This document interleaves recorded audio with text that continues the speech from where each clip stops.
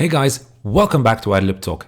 Damn, it feels good to be back talking about new movies. So, last night I got to watch The Vast of Night on Amazon Prime, directed by Andrew Patterson on a very tight budget. This is an ambitious debut movie for him, and one with a few flaws, but with a massive heart. Now, the movie pays homage to sci-fi movies and teleserials of the past.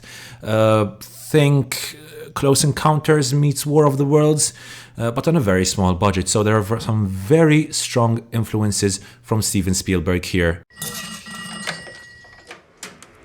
Number, please. Hello? Is that Wayne? Large object holding over my land like a tornado. The plot starts with a basketball night in a small town in New Mexico called Cayuga. We are introduced to the two main protagonists, Everett, a smart, handsome, fast-talking teen, and his friend Faye, who sports big glasses and is crazy about science.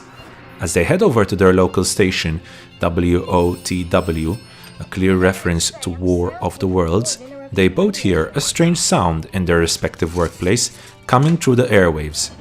At the same time, reports are coming in of a sighting of something in the skies. And so begins their quest to understand what is going on, as they receive bizarre but fascinating codes from a variety of persons, and which culminates in a very satisfying conclusion to the story.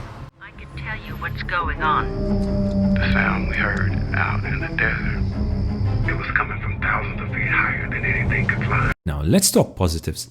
As I said, the movie has a massive heart, and you can tell everyone involved in this production gave their utmost to produce the best movie they could. The acting by the two main protagonists was very good. They both maintain a decent screen presence, especially Faye. Their characters are interesting enough to keep you invested in the story, even though there are a few small points throughout the movie where I felt a little lost, and I'll comment about that in the negatives. Now, the movie also has some pretty impressive cinematography. Some of the shots of the village are extremely well made, as well as some of the long takes following our protagonists.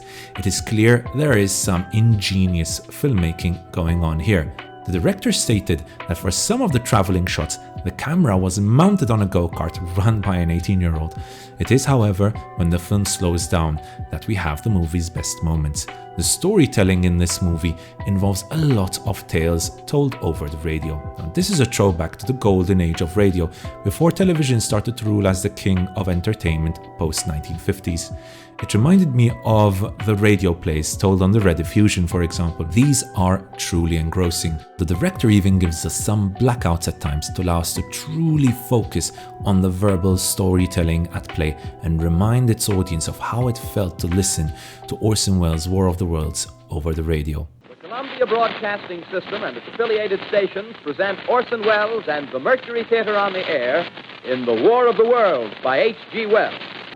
Leading on from this, I have to praise the sound design and the script, which were spot on. The verbal storytelling by Billy and Mabel, the eerie sounds heard through the radio, Everett and Faye interviewing various intriguing characters, all depend on the quality of the sound design as well as the script, and they both pass with flying colors. Naturally, the music is also well made and continues to build this atmosphere of a time gone by, which the movie creates so well.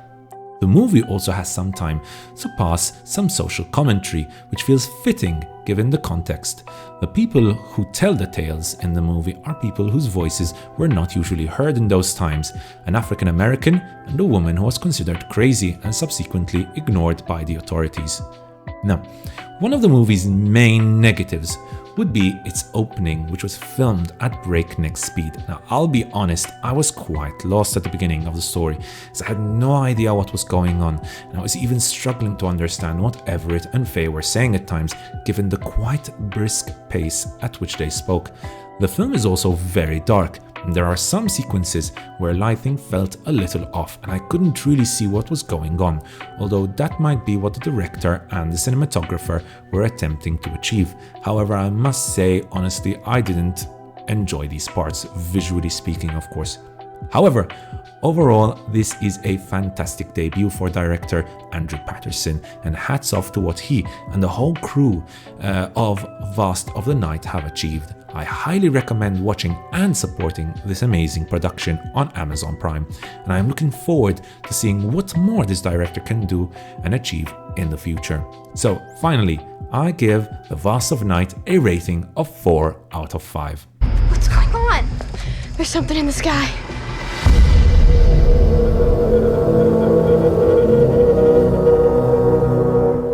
Have you seen The Vast of Night, or are you planning to see it? If you did, what did you think of the movie? Leave your thoughts in the comment section below. Don't forget that like button if you enjoyed the review, and don't forget to subscribe to see more of my content. Thank you so much for watching, guys, and I'll see you next time.